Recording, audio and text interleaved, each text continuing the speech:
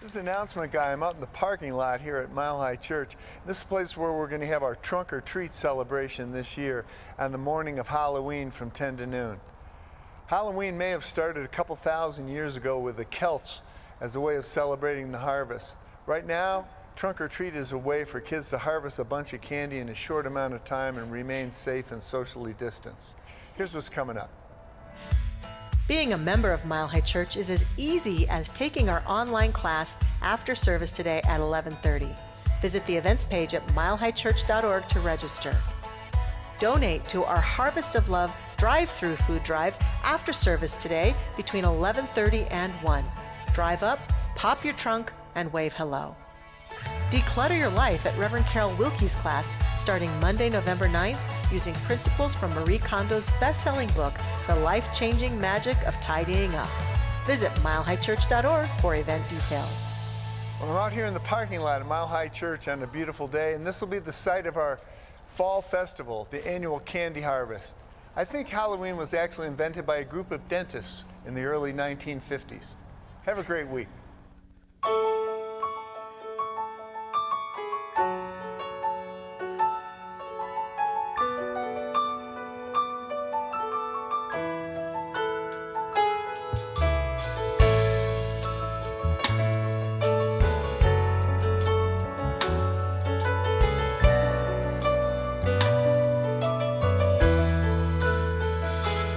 Day by day, I'm learning how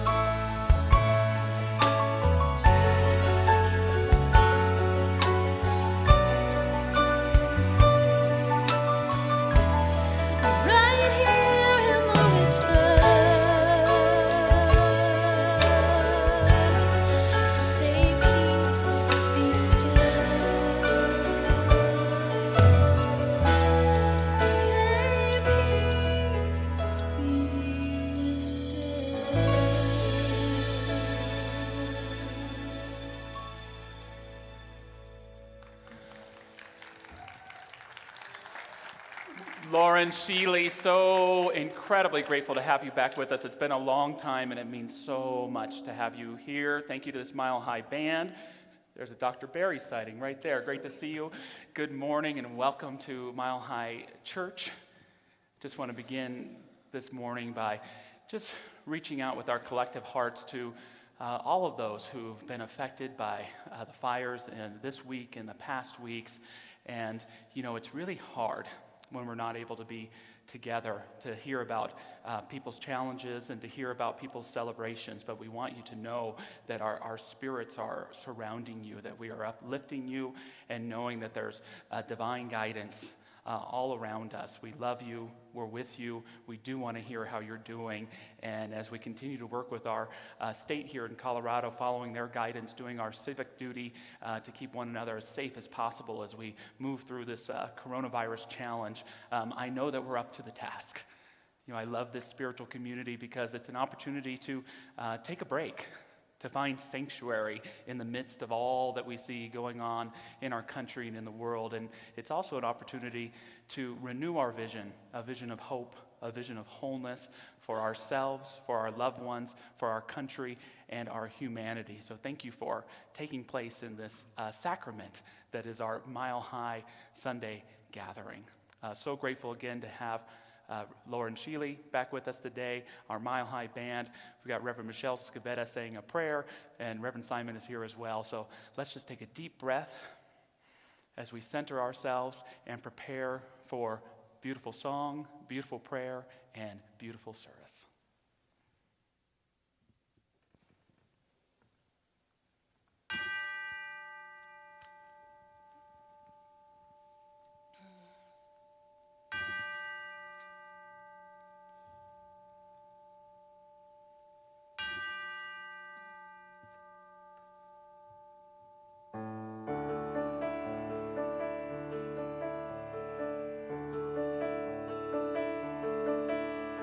Surely the presence of God is in this place.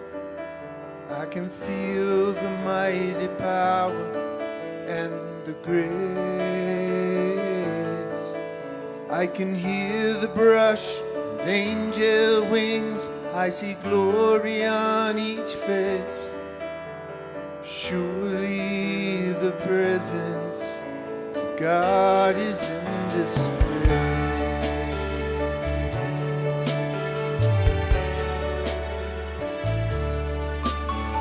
Surely the presence of God is in this place. I can feel the mighty power and the grace. I can hear the brush of angel wings. I see glory on each face. Surely the presence of God is in this place.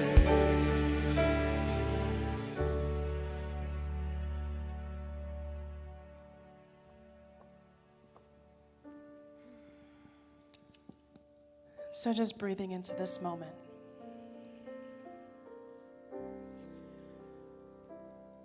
Diving into the sacred breath that breathes through us easily and effortlessly. That breath of love, light, presence, connection. This loving breath moves in, through, and around all of creation. For there is no place, no situation, no circumstance where God is not. For God is in and around all that is, all that was, all that ever will be.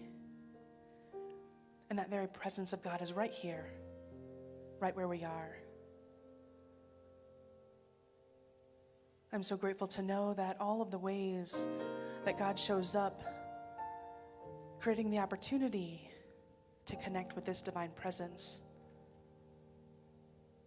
through community, through church, through temples, mosques, circles, being out in nature. God is all that there is. And through that very breath, we allow this divine light to support us here and now. I know that this life expresses through each and every one of us as joy, as confidence, as truth. And even in this time of change, even in this time of possibilities, the guidance within us points the way.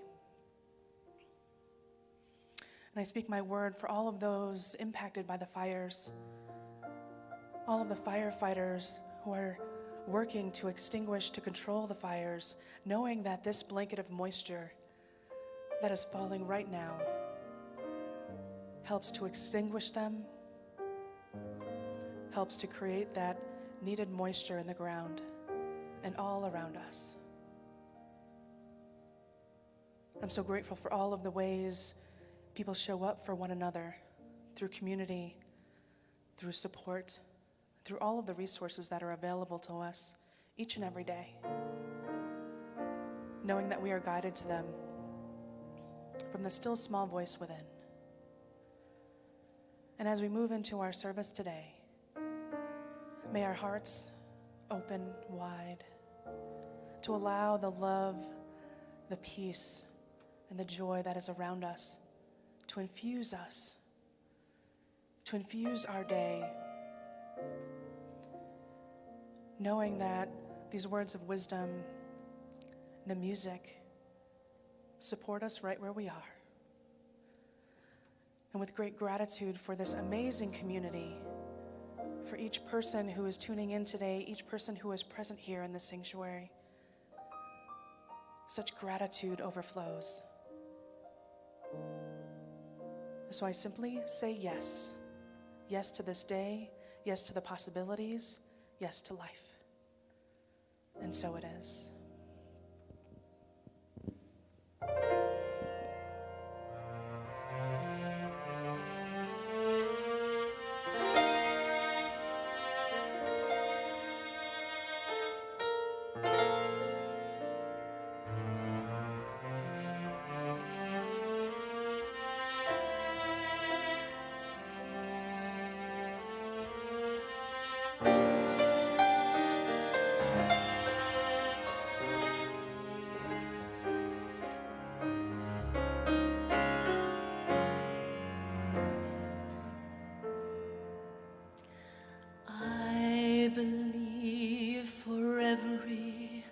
Drop of rain that falls, a flower grows.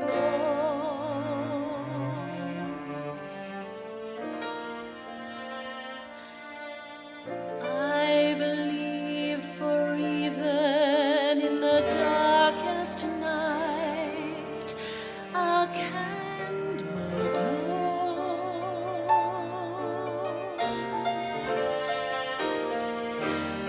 I believe for everyone who goes astray, someone will come to show the way. I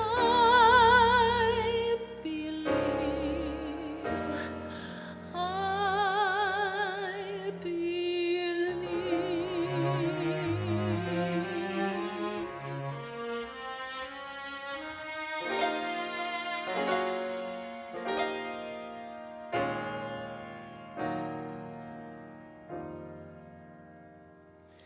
I believe above the storm, the smallest prayer will still be heard. And I believe that someone in the great somewhere hears every word. Every time I hear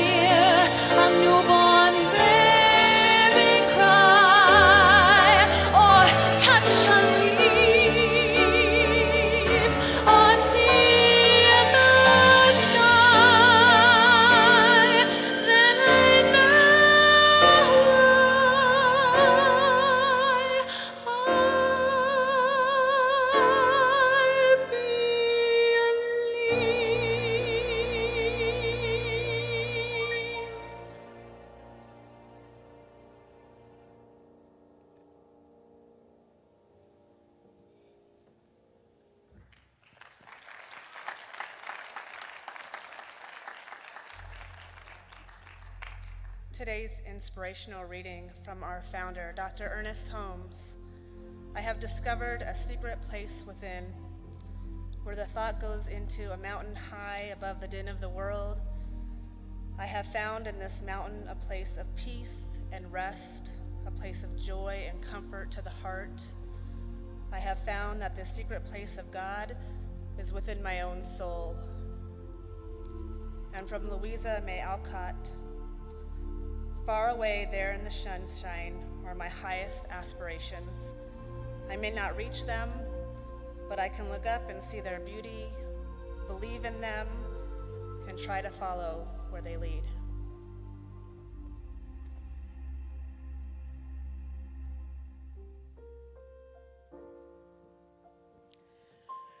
Whew. I'm so grateful to be here and so grateful to be singing. I didn't know if I'd be able to, honestly. I had vocal surgery. And one of the first, after many months of rest, the first song that was put into my lap by a dear friend was this song that I'm going to sing for you. And I'm just very grateful.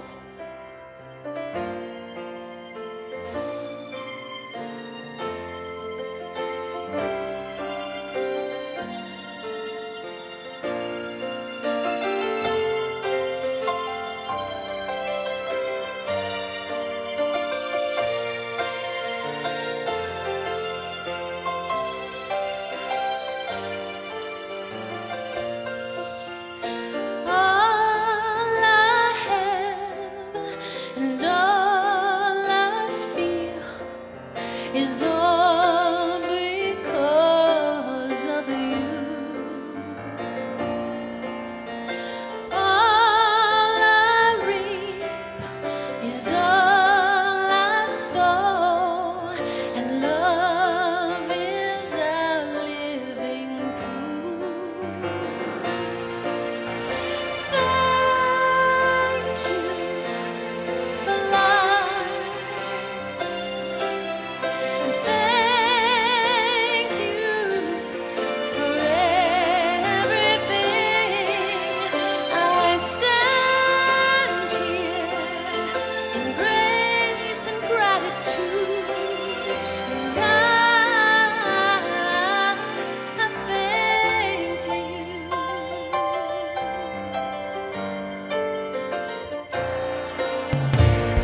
Seasons come and seasons go, no matter what we choose.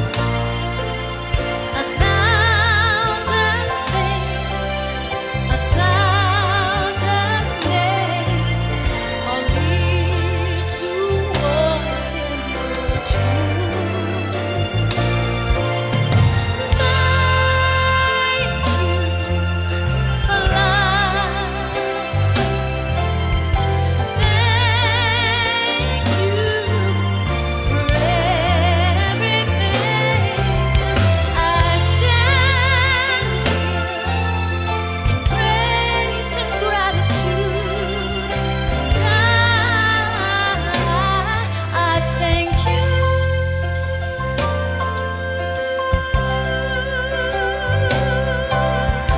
Thank you for everything.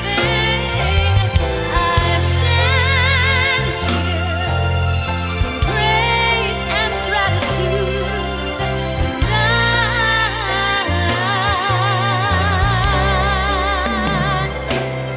I thank you.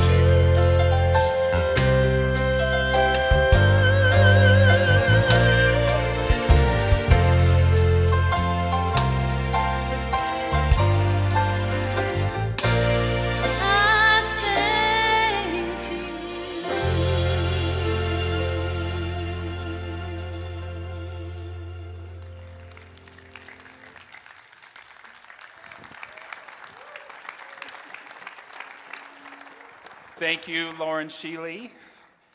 You know, Lauren, I'm so glad that you're performing here with us today, not only because we've missed you, but our talk, the message today, the theme is all about following our dreams and realizing they don't always come true the way we think that they ought to, but they still come true. They're still real, and I just honor how you followed your dream, how it's not only demonstrated in the incredible woman that you are, the incredible mom that you are, the incredible teacher that you are, and the incredible performer that you are. So thank you for sharing those gifts with us. Sorry about talking about your life in front of 2,000 people online, but we're so thrilled, and I'm so grateful for you. It's okay, I appreciate it. It's better to have something for a little while than to never have it. Oh yeah, and as we just saw, you still have it. And sometimes it flies back. Sometimes it flies back. Sometimes Thank you. it does. Thank you. Thank you, Kent, Rob, Bijou, Mike. And good morning again to everyone. We're continuing our Adventure in Faith series this morning.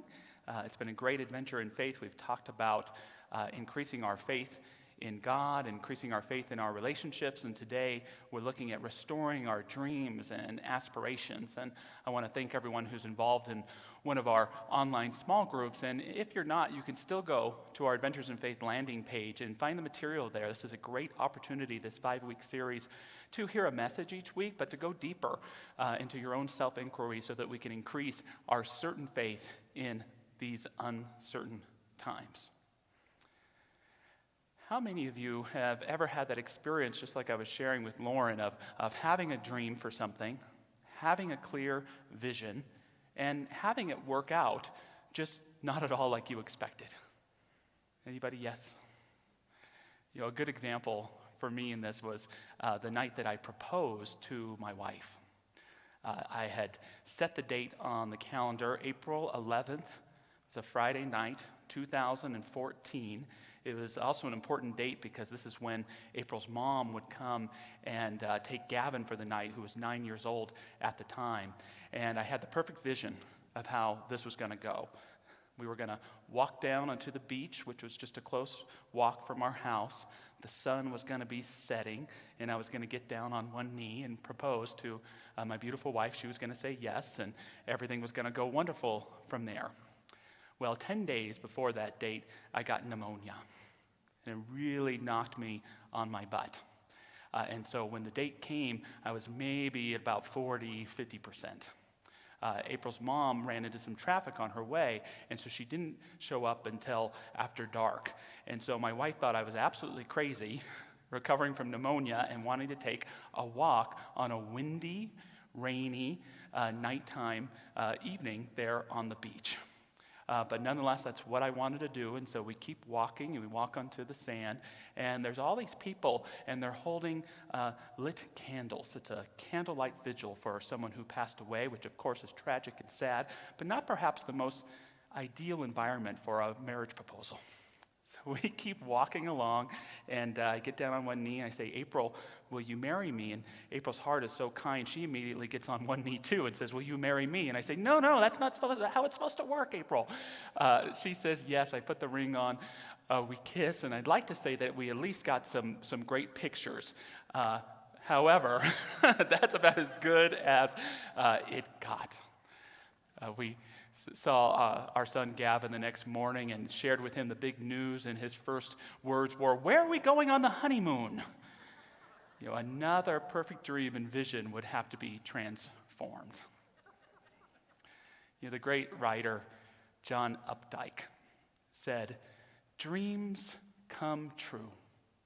Without that possibility, nature would not incite us to have them. Dreams come true. Without that possibility, nature would not incite us to have them. It's such a powerful statement to me because it says that my dreams aren't mine alone. They belong to the universe in which I live. Now, I know there are dreams and vision that come from the surface of our consciousness, that are the result of our fears and anxieties, our desires and wants, but there's something deeper. I believe in each and every one of us that connects us with the grand dreamer of all of life, that impels us with possibility, that reminds us of the depths of love, and that through this incredible thing called dreams, aspirations, and visions can bring forth the possibilities not only of our life, but of spiritual beings as human beings in this playground that we call life. Unfortunately, what happens for so many of us is in challenging times, in uncertain times, we too often take that as an excuse to put our dreams in storage. Right? We're like Mitch Hedberg, who said, "I'm sick of following my dreams, man. I'm just going to find out where they're going and catch up with them later." Too many of us have, in this time, in this year, have said that thing that I really want in my life, that dream, that aspiration. We've felt the need to put it aside, to cover it up, and just to focus on surviving, just to focus on getting through. And I'm here to challenge you today to say that now is not the time to tuck away your dreams and aspirations, but to dream them that much more vividly, to step into them with even more courage. Now is the time to dream big, to aspire grand, and to step into that greatness that you know in your heart of hearts that you are. Sigmund Freud, the psychologist, defined dreams in his interpretation of dreams, his book, as a way of thinking. Dreams are a way of thinking. That's a profound quote for those of us who've been in this science of mind teaching for a long time. The reason why is because we recognize in our teaching that we live in a creative intelligence. Intelligence is creative. And yet I think we make a mistake when we think that the only way that intelligence expresses creatively is through the language of our inner voice or in our spoken voice. Yes, language and words are a way of thinking, but so is feeling. Feeling is a way of thinking. Intuition is a way of thinking. Choices and actions are a way of expressing intelligence. And dreams, visions, aspirations, these are a creative form of thinking as well. And thus, when we treat them in this way, we open up the channels for greater possibility in our lives. I think one of the things that challenges so many of us with our dreams and our aspirations and our visions is that we take them too much as prophecy. We take them too much as signs of how things should happen in a particular way and forget that, yes, it may happen just as you dreamed, just as you imagined it. But when we can take our dreams instead as inspiration, as snapshots of possibility, as guides along our journey, as revelations not of what is to come, but of who we must become to live our best life. For me, the best dreams don't tell me what's going to happen, but they give me a sign of who I'm being called to become, even when it sounds ridiculous in relationship to what I want to accomplish in my life. I love how the comedian Steve Martin put it in his memoirs about becoming a successful stand-up comedian. He said, "Despite a lack of natural ability, I did have the one element necessary to all early creativity: naivete. That fabulous quality that keeps you from knowing just how unsuited you are for what you are about to do." You know, it's funny to me because that's how I feel standing before you, having the honor to get to share, spiritual truth in my own experience with you. Who do I think I am to do that? But I dream, and so do you. And each of us has that opportunity to practice that courageous naivete that knows maybe we're getting into something that's bigger than our britches, but that there's something within us so powerful, a seed of divine possibility, that oak seed that has everything that the tree needs to be, and all we have to do is practice it, is nurture it, is dream it, is aspire it, is to expand it. And so I want to share some techniques this morning for restoring our dreams, for revitalizing our aspirations, and for becoming that much more ourselves. How can we restore our dreams of inspiration? We can tune into them and articulate them with greater clarity.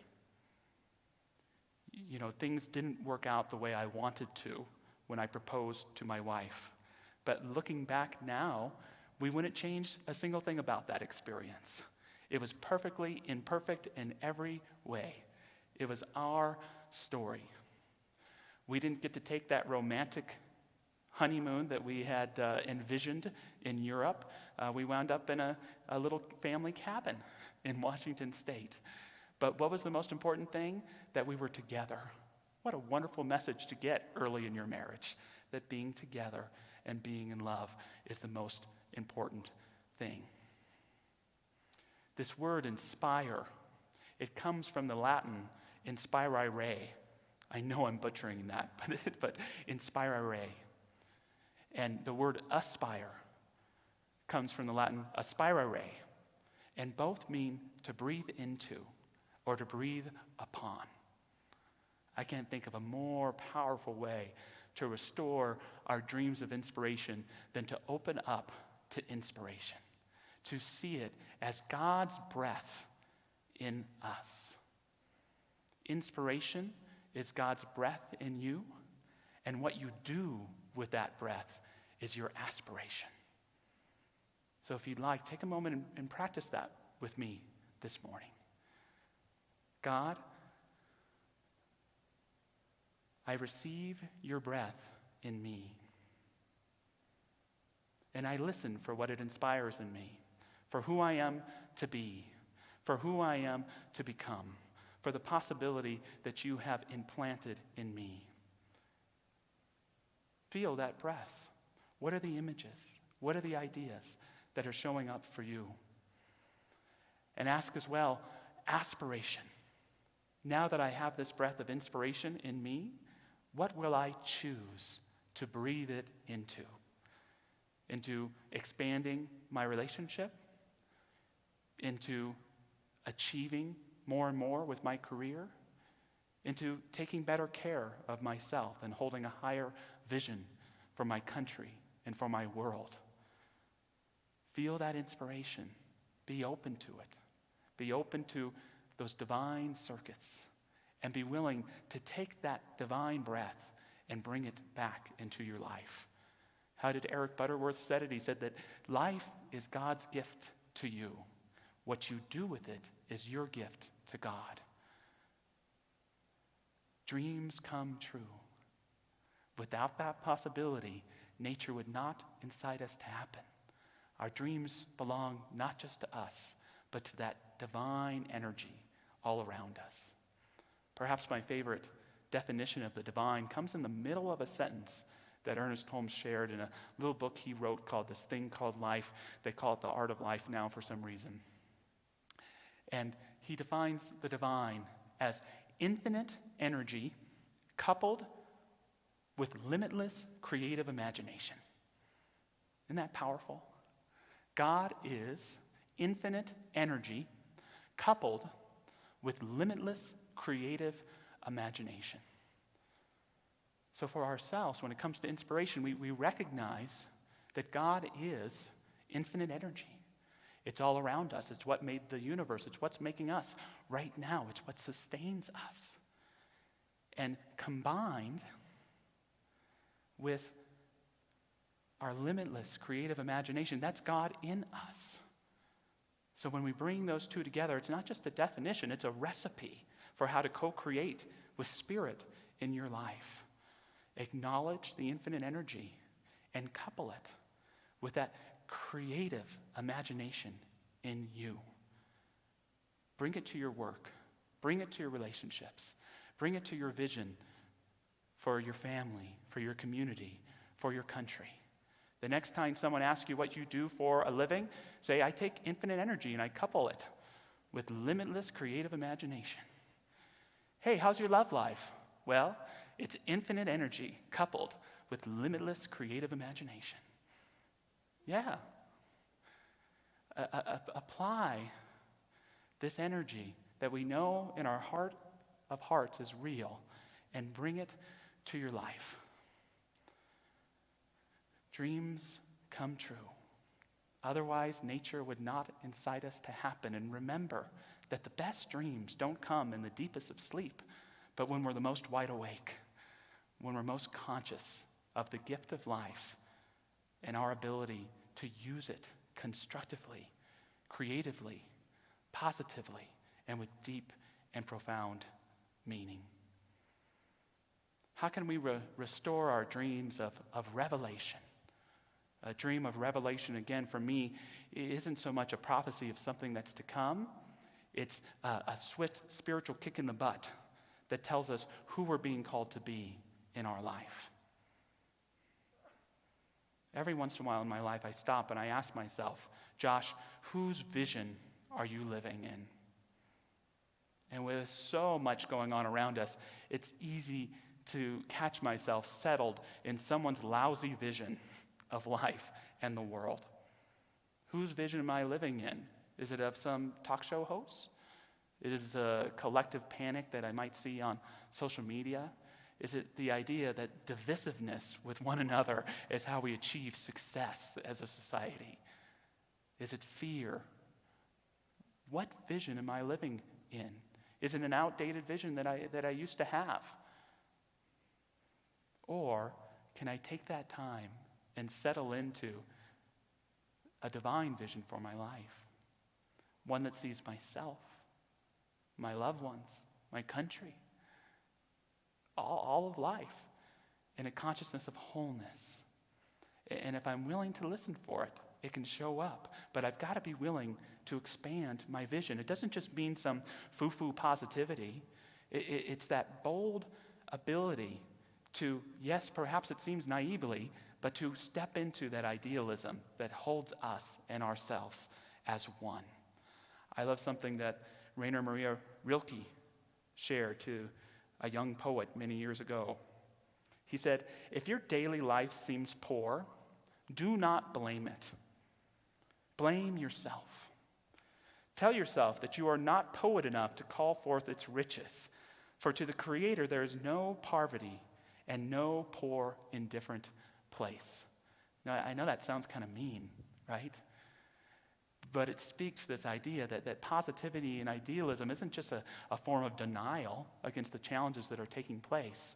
It's the duty of the courageous soul to step into that willingness to say, God is responsible for bringing forth the love, the light, and the inspiration into my life, but I'm responsible for listening for it. I'm responsible for being a channel for it. It's up to us to be willing to bring that grander vision into our lives. And so, restoring our dreams of revelation, I invite you to say this to yourself, to inquire within it.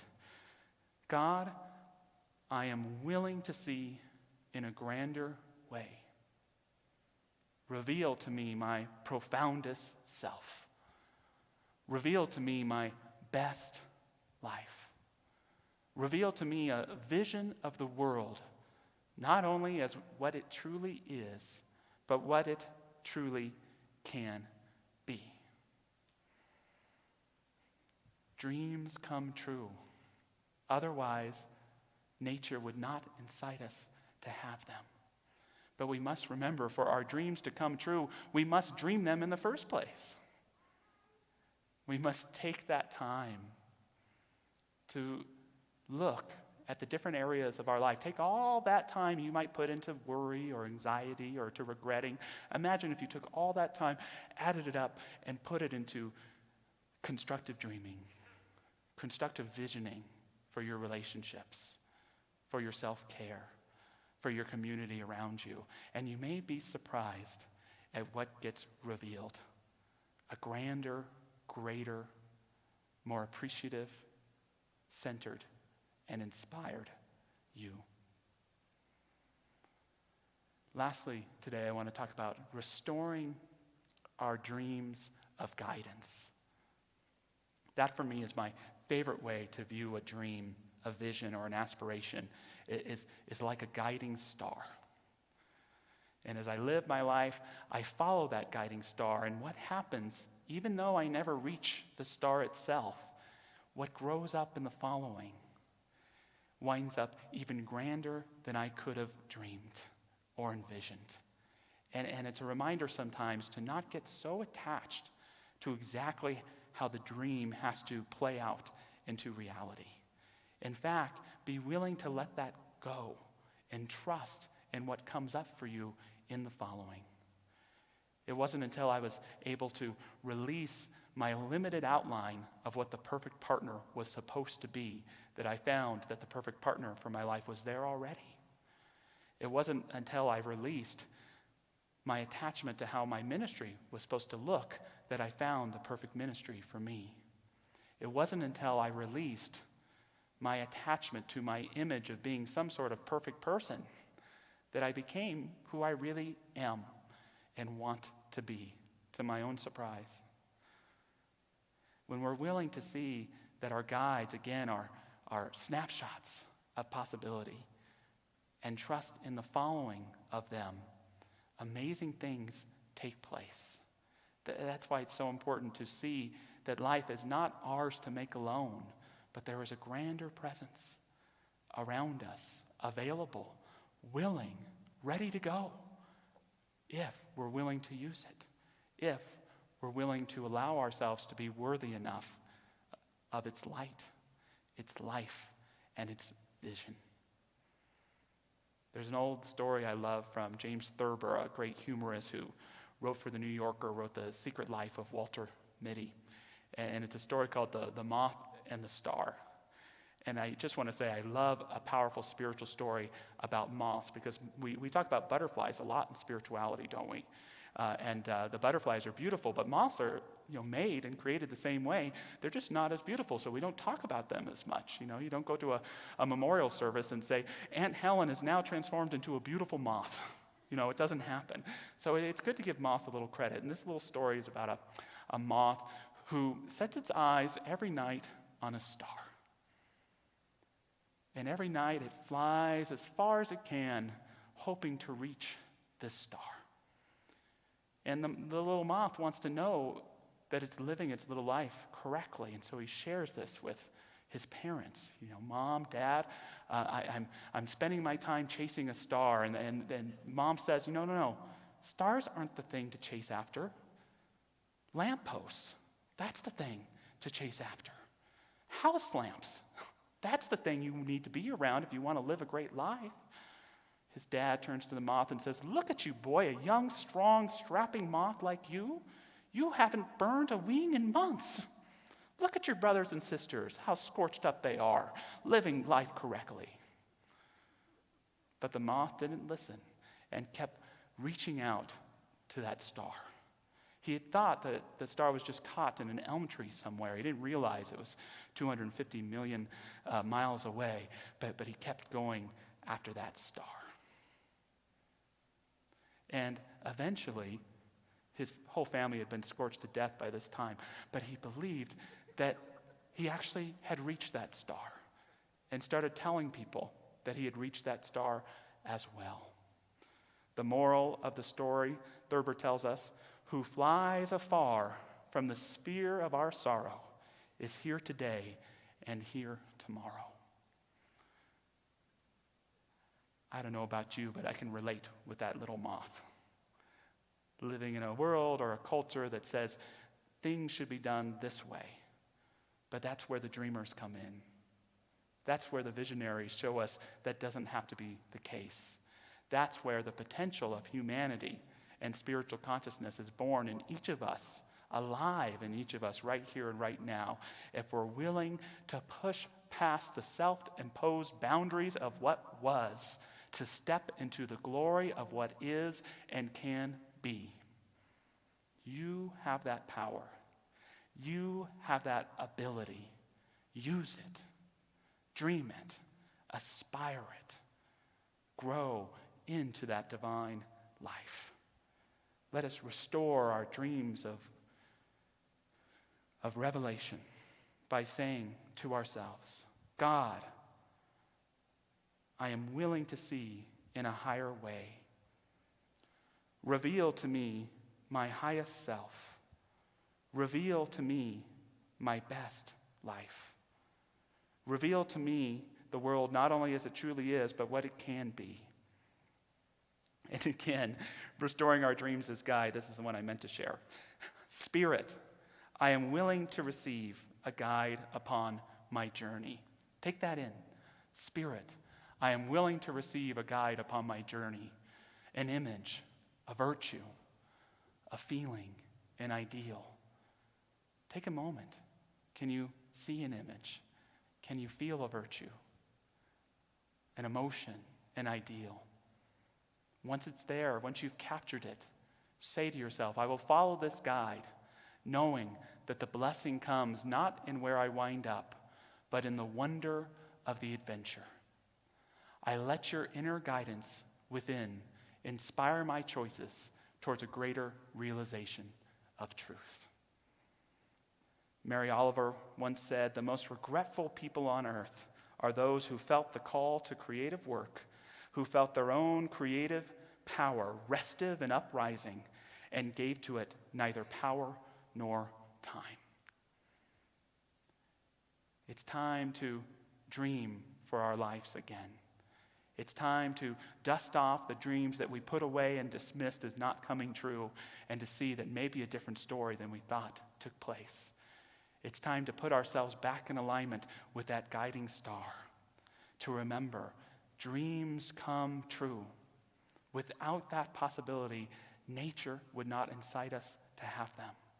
What is the dream that the divine is bringing forth in you? What is the breath that the divine is breathing into you to aspire and bring to your life? What is the revelation about who and what we're all here to be that you can embody that much further, not just in times that are good, but in times that are tough, times that are challenging? It's time to transcend the lamppost and reach for the stars. As we move into our prayer this morning, written by our wonderful Adventures in Faith Committee, we'll put it up on the screen, and I invite us to say it together. My dream is calling with an invitation to a brand new experience of life. It invites me to rise up, claim my place, and to absolutely own my gifts, my talents, and my truth with certainty. I surrender my fears and uncertainty and allow them to be embraced and restored by the power, the presence, and the truth that is God. I am one with this creative intelligence. It lives and moves and breathes as me. And so, moving into a depth of consciousness, I declare for myself, and I invite you to align your voice with my own as I greet and welcome my dreams. I greet and welcome those highest aspirations. I greet and welcome those visions of better living, of a better world, of a greater way of being. And I recognize these dreams are not alien. They come from the most intimate and sacred place, held for each of us in our own hearts, to tap into, to cultivate, and to bring to life through our word, through our deeds, through listening to our intuition, through following the star that we may project as way out in the universe, but is already bright and shining within. As we bring and meet the light in us with the light in this world, that light of infinite possibility, we cultivate limitless creative imagination. And I see and declare for myself and for all of those who might be living in the gladness of possibility, or perhaps are struggling with a sense of defeat. I know that that dream still lives, that the visions are the life of our very spirit. And I know that they demonstrate for each of us as inner healing, as a greater sense of well-being, as greater prosperity and a sense of flow and a sense of trust in life around us. Not breaking us down, but bringing us together to shine a greater light for ourselves and all that is life. We let it be. We step into it in grace and in gratitude. We say, thank you, God, and we allow it to become. And so it is. I believe above the storm, the smallest prayer will still be heard. And I believe that someone in the great somewhere hears every word. Every time I hear a newborn baby cry or touch a leaf or see the sky, then I know why I believe.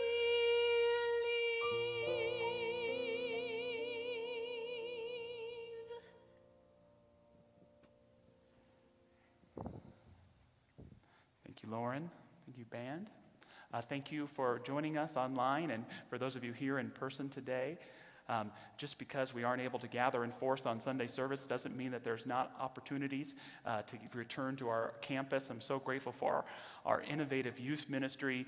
You know, Halloween is a high, sacred, holy day at Mile High Church, and we are creating a trunk or treat experience for our kids on October 31st. You can actually contact Stacy Butters, sbutters at milehighchurch.org, or our youth ministry to sign up to bring a car and to help support kids.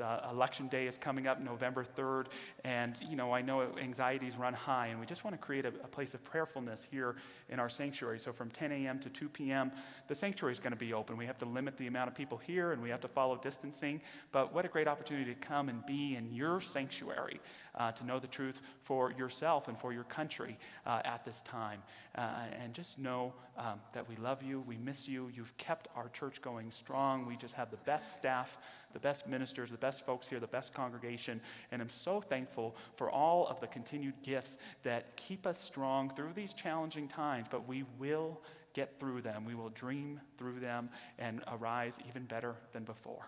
So with that, Spirit, I invite us to take our gifts and bless them as we say our offering affirmation together. Divine love, as me, blesses and multiplies all that I am, all that I have, and all that I circulate. And so it is. As a child, I would lay awake at night. Oh, my whole sky was filled with darkened veils. In my mind were the tears of all mankind, so blind to all our wrong.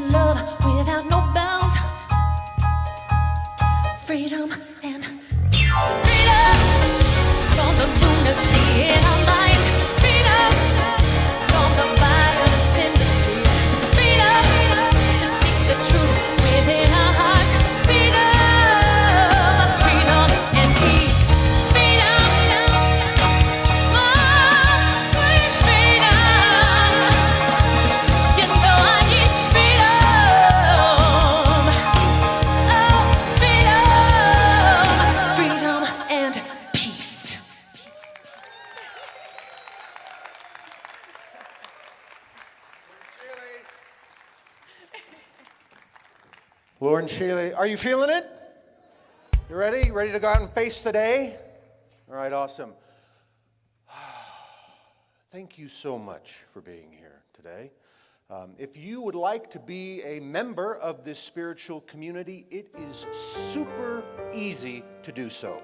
We have an online class, takes about an hour and a half, and it is starting today at 11:30. Simply go to our website, milehighchurch.org, and you can register for it. There's no fee, but you do need to register. If you are finding your life a little bit cluttered, perhaps you're surrounded by things that are no longer serving you, Reverend Carol has an answer. She is offering a 4-week workshop. It's starting on Monday, November 9th at 6:30. It'll run, like I said, 4 weeks. Go to our website, milehighchurch.org, and register under classes. This Wednesday, we hope you can join us. Reverend Zamira is going to be offering a powerful Wednesday night talk on restoring our dreams. So now, if you will join me in the benediction, if you're here and you feel like standing, please do so. We simply give thanks, knowing that the presence of the divine, the presence of the beloved is always available with abundance, prosperity, wholeness, health, wellness, and compassion, and that we get to be the vehicles for that in the world. For this and so much more, I am grateful, and so it is.